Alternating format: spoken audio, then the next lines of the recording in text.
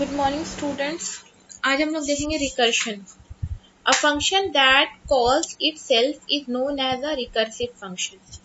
ठीक है, मतलब ऐसा फंक्शन जो खुद को कॉल करता है, ठीक है, उसको हम लोग रिकर्सिव फंक्शन बोलते हैं। And this technique is known as recursion, और इस टेक्निक को हम लोग रिकर्शन कहते हैं। The recursion continues until some condition is met. कब तक रिकर्शन चलते रहेगा? तब तक उसका कंडीशन नहीं फुलफिल हो जाता है। देखिए वर्किंग ऑफ रिकर्शन कैसे है। सबसे पहले हम लोग फंक्शन लेंगे, तो यहाँ फंक्शन जो लिए हैं वॉइड रिकर्स। रिकर्स जो है ये यूजर डिफाइन है, ठीक है। डेटा टाइप ले लिए और हम लोग फंक्शन नेम लिए। फंक्शन नेम के अंदर में देखिए, अभी तक हम लोग जितना सारा फंक्शन किए थे उसमें क्या हो रहा था कि फंक्शन को हम लोग कॉल करा रहे थे। किस में कॉल करा रहे थे? मेन फंक्शन में कॉल करते थे। फंक्शन के यूजर डिफाइंड फंक्शन के अंदर में फंक्शन को कॉल नहीं करते थे। यहाँ क्या हो रहा है, जो फंक्शन हम लोग लिए हैं उसके अंदर में हम लोग कॉल करा रहे हैं फंक्शंस को। तो वो जो फंक्शन कॉल हो रहा है दैट इज रिकर्सिव फंक्शन, ठीक है। उसको हम लोग रिकर्सिव फंक्शन बोलते हैं और उस टेक्निक को रिकर्शन बोलते हैं। और यहाँ जब कॉल कराते हैं तो उसको रिकर्सिव कॉल कहते हैं, ठीक है। अब उसके बाद कर्ली ब्रेसेस क्लोज हो गया, ये फंक्शन के अंदर में काम हो गया।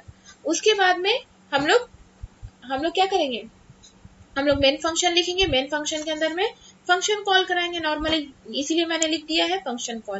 तो यहाँ मैंने एरो दे करके इसलिए बताया है कि आप लोग इजिली समझ सको कि रिकर्सिव कॉल मतलब रिकर्शन जो है वो कहाँ पे हो रहा है और फंक्शन कॉल जैसे होता है उस तरीके से हो रहा है, ठीक है। अब देखिए यहाँ पर एक एग्जाम्पल हम लिखे हैं, factorial of a number using recursion. मतलब हम लोग को फैक्टोरियल नंबर निकालना है, क्या यूज करके? रिकर्शन का मेथड यूज करके। अब बात यह है कि फैक्टोरियल होता क्या है, क्योंकि आपको अगर फैक्टोरियल समझ में नहीं आएगा तो फिर आप लॉजिक कैसे समझोगे। तो यहाँ मैंने नोट के तौर पे यहाँ पर बताया है कि the product of all positive integers less than or equal to a given positive integer and denoted by that integer and an exclamation point. Thus factorial 5 is written 5 exclamation दिया हुआ है यहाँ पे, इसका मतलब होता है फैक्टोरियल। मीनिंग देखिए, ये जो लिखा हुआ है ना, इसका मतलब ये है कि जो भी आप नंबर लिखेंगे तो 1 से लेके उस नंबर तक वो मल्टीप्लाई हो जाएगा। जैसे सपोज 5, तो 5 का फैक्टोरियल क्या कितना होगा? तो 5 का फैक्टोरियल निकालने के लिए हम लोग क्या करे हैं, 1 इंटू 2 इंटू 3 इंटू 4 इंटू 5, सारे को 1 को 2 से मल्टीप्लाई करेंगे, 2 को 3 से, फिर जितना आएगा उसको 4 से, फिर जितना आएगा उसको 5 से, और जितना उसका 5 से जब हम करेंगे जितना आएगा वो 5 का फैक्टोरियल होगा। अगर 6 का फैक्टोरियल निकालना है तो 5 इंटू फिर 6 हो जाएगा, फिर 5 का जितना आया उसको हम मल्टीप्लाई कर देंगे 6 से, तो दैट इज फैक्टोरियल नंबर, ठीक है। Factorial 0 is defined as equal to 1। Factorial जो है 0 अगर रहेगा तो वो डिफाइन हम लोग किसे करते हैं, इक्वल टू 1 के, क्योंकि 0 का फैक्टोरियल कैसे निकलेगा। अब देखिए यहाँ पर प्रोग्राम हम बनाए हैं, hash include iostream.h, hash include conio.h। ये क्या है, ये हेडर फाइल है। उसके बाद में हम लोग फंक्शन डिक्लेयर किए हैं इंट फैक्ट नाम से, ठीक है। फैक्ट नाम का एक फंक्शन है जिसमें हम लोग एक पैरामीटर पास कराए हैं इंट। एक पैरामीटर इसलिए कि फैक्टोरियल के लिए सिर्फ एक ही इंटीजर की जरूरत पड़ती है, एक ही नंबर की, इसीलिए। अब यहाँ पर देखिए हम लोग क्या किए, मेन फंक्शन के अंदर में इंट लिए हैं एन और रिजल्ट, ठीक है, रिजल्ट को शो कराने के लिए। और एन किस लिए लिए हैं, जो आप नंबर देंगे उसके लिए। यहाँ पर देखिए cout enter a non negative number, क्योंकि नॉन निगेटिव नंबर का फैक्टोरियल नहीं निकलेगा, निगेटिव पॉजिटिव का निकलेगा, इसलिए नॉन निगेटिव लिखे। यहाँ पॉजिटिव नंबर भी लिख सकते हैं। तो एन जो है आप इंटर कर दिए नंबर। उसके बाद में result is equal to fact of n. यहाँ पर क्या हो रहा है, यहाँ पर फंक्शन कॉल करा रहे हैं, this is a function call. तो फंक्शन कॉल जब कराए तो फैक्ट ऑफ एन का जो वैल्यू है वो किस में स्टोर हो जाएगा, रिजल्ट में स्टोर हो जाएगा, इसीलिए हम लोग रिजल्ट नाम का एक डेटा टाइप लिए हैं। उसके बाद में सी आउट हम लोग प्रिंट क्या कराएंगे, फैक्टोरियल ऑफ एन, मतलब जो नंबर लिखे हैं वो यहाँ पे आएगा। उसके बाद इज इक्वल टू रिजल्ट, जो रिजल्ट है वो आपका शो हो जाएगा। जैसे कि आउटपुट में देख लेना इस तरीके से लिखा हुआ आएगा। अगर हम सी आउट में इस तरीके से लिखेंगे तब कर्ली ब्रेसेस क्लोज हो गया, मतलब मेन फंक्शन का जो पार्ट है वो खत्म हो गया। अब हम लोग फंक्शन डेफिनेशन लिखेंगे, डिफाइन करेंगे। तो यहाँ इंट फैक्ट इंट एन लिए, पैरामीटर पास करा है वहां से। उसके बाद में देखिए यहाँ पर लॉजिक है, ये फैक्टोरियल का लॉजिक है। इफ n ग्रेटर देन 1, अगर n जो है 1 से बड़ा है तो क्या हो जाएगा, रिटर्न क्या करेगा, n into fact n minus 1। ये लॉजिक है एक्चुअली, ठीक है। इसी लॉजिक के बेस पे फैक्टोरियल निकालते हैं। n क्या है, n नंबर है जो आप इंटर करोगे, वो किससे इंटू होगा, फैक्ट n माइनस 1 से, मतलब n जो आप वैल्यू डाले हैं उससे माइनस 1 हो जाएगा। ऑब्वियस सी बात है, अगर 5 है तो 4 होगा, 4 है तो 3 होगा। इस तरीके से ये काम करेगा, एक इटरेशन में एक बार काम करेगा, ठीक है। वो जब तक, कब तक ये फुल कंडीशन कब तक मेट होगा, जब तक आपका ये काम नहीं हो जाता, ठीक है। उसके बाद में अब देखिए ये जो रिटर्न लिए हैं, हाँ, उसके बाद में देखिए एल्स क्या कर देगा, रिटर्न 1 कर देगा, ठीक है।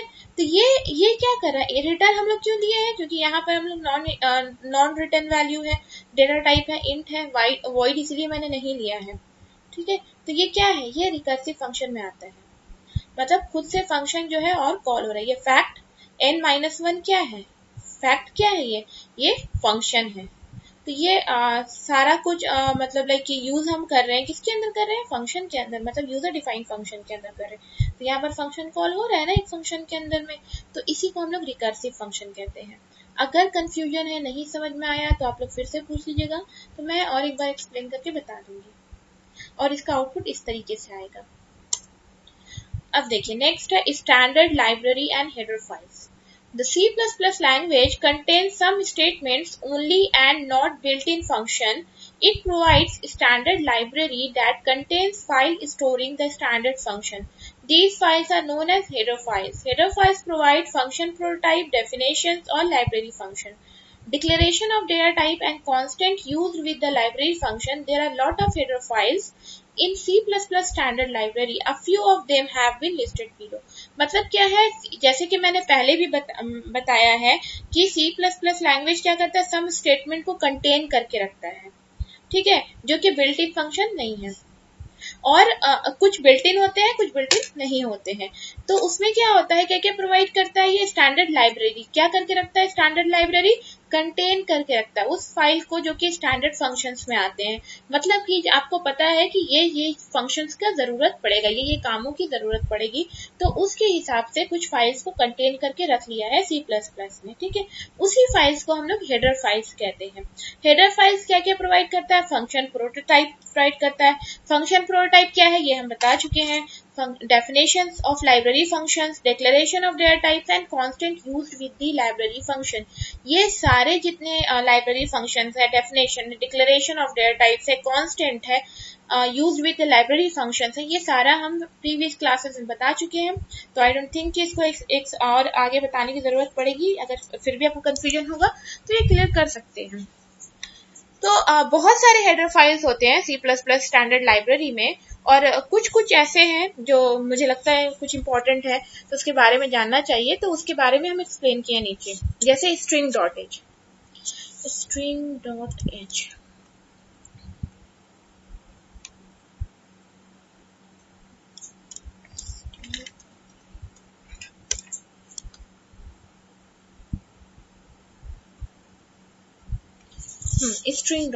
string.h क्या है, the header file declares various string manipulation and memory manipulation routine. ये क्या करता है, ये header file string.h header file जो डिक्लेयर करता है किसको, वेरियस स्ट्रिंग मैनिपुलेशन को। अब स्ट्रिंग क्या होता है, स्ट्रिंग जो है नंबर कलेक्शन ऑफ कैरेक्टर को हम लोग स्ट्रिंग कहते हैं, तो उसके मैनिपुलेशन को, ठीक है, और मेमोरी के मैनिपुलेशन रूटीन को डिक्लेयर करता है, तब हम लोग स्ट्रिंग का यूज करते हैं। मतलब अगर आपको स्ट्रिंग वैल्यू लेना है, number of character, collection of characters कहीं लेना है, मतलब कोई सेंटेंस हो गया, कोई नेम हो गया, तब हम लोग string.h हेडर फाइल का यूज करते हैं। फिर देखिए नेक्स्ट है math.h. This header files declares various math functions and math error handler. मतलब ये है कि कभी भी अगर हम लोग मैथमेटिकल कैलकुलेशन की जरूरत पड़ती है, तब हम लोग math.h का यूज करते हैं। इसके बारे में हम लास्ट किसी सेशन में बता चुके हैं, ठीक है। उसके बाद में है stdlib, ये क्या है, This header file declares several commonly used routine like conversion routine, search sort routine. देखिए सर्चिंग सॉर्टिंग आपको मैं आगे बताऊंगी। तो ये सारी चीज जो होती है, कन्वर्जन जब होता है, ये सारी जब चीजें होती हैं तब उसमें हम लोग stdlib.h हेडर फाइल का यूज करते हैं।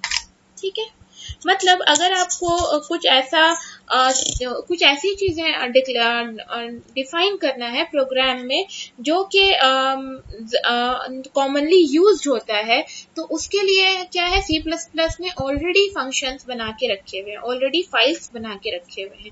तो हम जस्ट उसको कॉल कर लेंगे एज अ हेडर फाइल। जब कॉल करेंगे तो वो सारा का सारा जो उसका फाइल्स रहता है, उससे रिलेटेड फाइल्स, वो सारे फेच हो जाते हैं। और जब हमको जरूरत पड़ेगी प्रोग्राम में तो उसको फेच हुआ रहता है, तो उससे हम लोग उसको डिफाइन कर देते हैं। तो इसलिए हम लोग हेडर फाइल का यूज करते हैं। अब नेक्स्ट है iostream.h। This header file declare basic C++ stream IO routines।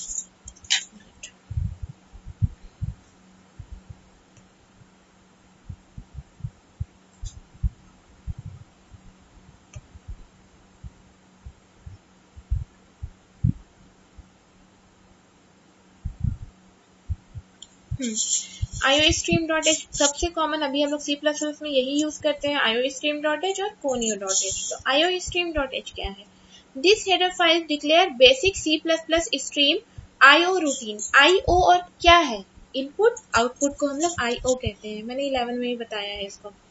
तो इसलिए हम लोग iostream.h यूज करते हैं, क्योंकि अगर हम लोग ये हेडर फाइल यूज नहीं करेंगे तो आपको एरर आएगा कि इनपुट आउटपुट जैसे सी आउट और सीन जो हम लोग दे रहे हैं उसको डिफाइन करने के लिए हम लोग ये यूज कर रहे हैं। ठीक है, अब आता है conio.h में। This header file declare various function used is calling DOS console IO routines. ठीक है, ये हम लोग क्यों यूज करते हैं? क्योंकि ये इसमें क्या है, कुछ फंक्शन डिक्लेयर किया हुआ है जो हम लोग किस में यूज करते हैं, DOS कंसोल में या फिर IO रूटीन में, इनपुट आउटपुट रूटीन्स में।